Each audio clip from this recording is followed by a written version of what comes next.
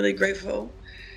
I have done a lot to work on my mental health and change who I used to be into who I am now. And I can't help if people fall into that perception because it's easy. All right, so Tamar Braxton finally speaks out. She sat down for this raw, unfiltered interview, and let me tell you, she did not hold back. She's sharing things that reality TV producers would never let you see. The kind of stuff that gets cut in the editing room because it's too real, too messy, too honest. And she makes it crystal clear right from the start. Reality shows are heavily curated. They're edited within an inch of their lives. What you're seeing on your screen, that's not the full truth about the Braxton family, not even close. Now let's talk about reality TV versus real life, because Tamar breaks it down in a way that should make all of us rethink what we're actually watching. She explains that reality TV only shows what the producers want you to see. The Braxtons' on-screen image, the polished, aspirational sister goals vibe. She says that is far from reality. Important issues, serious, real issues, are deliberately hidden, swept under the rug, edited out, and we, the audience, are left thinking we're watching real life when we're actually watching a carefully constructed performance. But here's where it gets wild. Tamar calls out her own sisters. She accuses them of being sick and dishonest on television, says they perform for the cameras while real problems are growing behind the scenes, festering, getting worse. And she declares, flat out, that she is done tolerating the fake narrative. Done. She even says if they're not going to address the real issues, then they should all just leave TV altogether. Let that sink in. She's ready to walk away from the whole thing if it means continuing to live a lie. And it gets worse. Hold on. My niece Ashley, who very much posted her videos on social media with some accusations about her family. My family was a little surprised. Well, there was a lot going on the internet. Tamar announced that she would be interviewing our niece Ashley on Tamar's podcast. I didn't think it was a good idea. I am getting Ashley. You're not going to make me feel bad about that.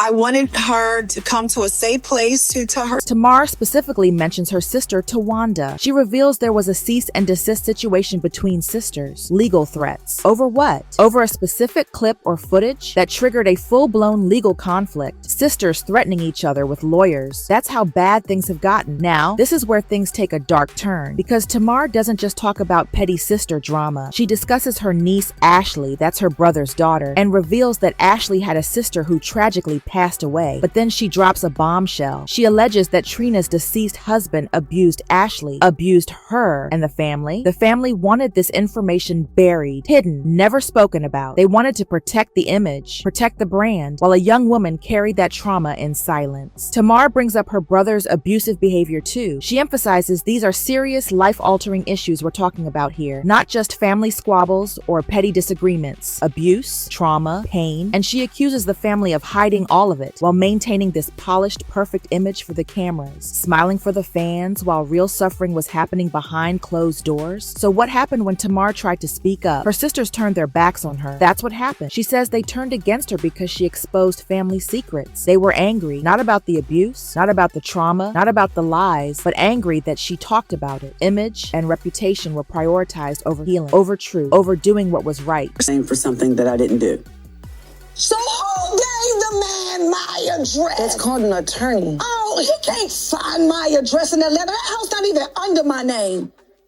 Because I know y'all don't give a about me. I'm not expecting y'all to really give a about me. But what I am asking about is my child. Let's talk about this fake image versus reality for a second. The family wants to appear perfect on TV, aspirational, successful, the kind of family everyone wants to be part of. But behind the scenes, Tamar alleges manipulation and dishonesty at every turn, and she claims there's no willingness from anyone else to confront the real dysfunction. None. She positions herself as the only one speak truth, the only one brave enough or fed up enough to say what's really going on. Now things get even more disturbing. Tamar's home was broken into. Someone broke into her house. She felt unsafe, violated, terrified to live alone. So what did she do? She moved in with her mother because she was too afraid to stay in her own home. Think about that. A successful woman, a celebrity, forced out of her own house because she doesn't feel safe. She talked about this on the Morning Hustle show, and she explained she doesn't want people knowing her address. And it's not just about privacy. It's directly connected to that break-in. She says she spends large amounts of money on security, thousands and thousands of dollars. And why? To protect her son. Her main priority, above everything else, is keeping her child safe. And so when my house got robbed, that was really hard for me. And people that's close to me knew that. And I have gone to great lengths and spent an obscene amount of money keeping my home and keeping myself safe, because it's just Logan and myself. Yeah. And when that was violated, that was like, wow, so y'all giving out my address now? Well, y'all know. Because I know everybody was like, well, she lived with her mother, and everybody thought I was having financial issues. No, that wasn't the case. I just didn't feel safe anywhere. Yeah. You know?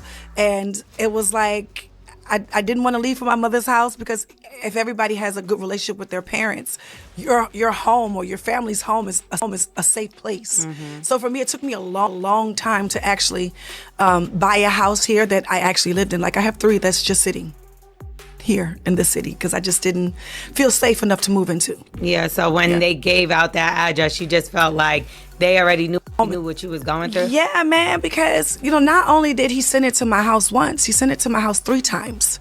He sent it to my house. He had someone walk it up to my house. He sent it where they sent it through U.S. mail, and then they sent it through U.S. mail, and then they sent it through and it said your name on it, said obviously. my name, where I was, and sent it through UPS. And I'm like, I mean, are we being intentional here? Yeah. You know what I'm saying? So I was really upset about it. And unfortunately, at that table was the first time that I had seen them like, I got a cease and desist, who, and nobody said anything. Because it was never a factor of a cease and desist. It was a factor of who gave out my personal information. Yeah. My home. It's about being blamed for something that I didn't do. So who gave the man my address? That's called an attorney. Oh, he can't find my address in that letter. That house not even under my name. Because I know y'all don't give about me. I'm not expecting y'all to really give about me. But what I am asking about is my child. But here's where it gets absolutely unbelievable. Her family members knew about her fear. They knew about the break-in. They knew about her security concerns. And someone in the family, someone who knew all of this, gave out her home address, gave it out. Tamar feels deeply betrayed and, more importantly, endangered, because this wasn't just about privacy or being petty. This was about her safety, about her son's safety. She reveals that the property is intentionally not under her name, and there's a reason for that. It prevents people from finding her address through public records, through online searches. This is a common safety strategy for celebrities, for people in the public eye. But by giving out her address, someone in her family destroyed that protection, completely obliterated it. Let that sink in. And the family divide? It's gotten so severe that Tamar was not invited to Tawanda's wedding, her own sister's wedding. She wasn't there. That's how bad things are between them. The exclusion was deliberate. It was a statement, and everyone in that family knew exactly what it meant. She was trying to break it up, so we're just gonna go with what she said. When she tried to separate us, I didn't feel like she tried to separate us. I felt like she tried to separate me.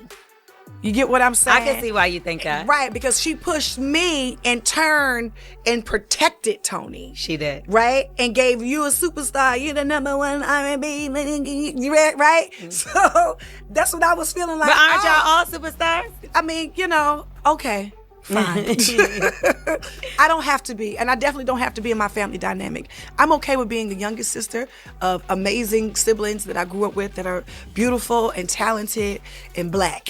Yeah. Okay? I don't have to be a superstar in that situation. When I'm at work, you will give me my flowers. You will respect me. But when I'm in that situation with my family, we don't even have to bring up our occupation. Right. And the status of our life. Yeah, you shouldn't. Yeah, right? I don't think so. But I just felt like I was pushed in the corner at that table. Like, I really came to discuss my niece, where's everybody head at in this, and who gave out my address.